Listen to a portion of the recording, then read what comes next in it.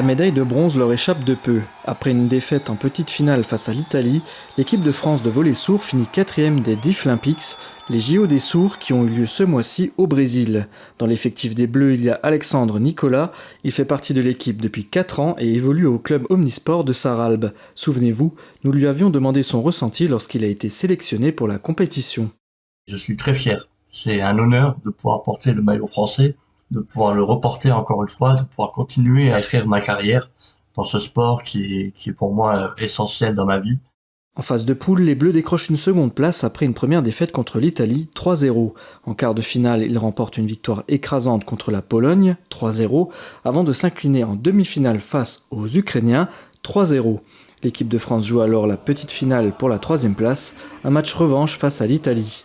Après une égalité de partout et des échanges soutenus, les Italiens prennent l'avantage dans le tie-break, 3-2. Ça a été une aventure extraordinaire d'un point de vue humain, de voir d'autres délégations, de rencontrer d'autres sportifs français, d'autres pays, d'autres cultures. Ça a été vraiment extraordinaire. Pour la première fois de l'histoire, nous avons été en demi-finale des Jeux. On arrive à une 4e place aussi historique. Évoluant au poste de central, Alexandre était remplaçant durant cette compétition. Entre conseils et accompagnement, il a tout de même apporté son expérience à l'effectif. À 34 ans, il souhaite toujours poursuivre son aventure en équipe de France.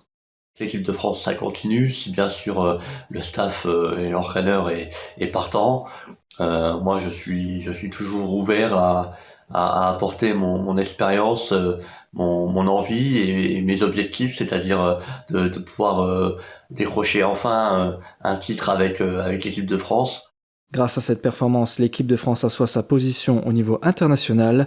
Elle intègre le top 5 en passant de la 6e à la 5e place au classement mondial. Bravo les Bleus!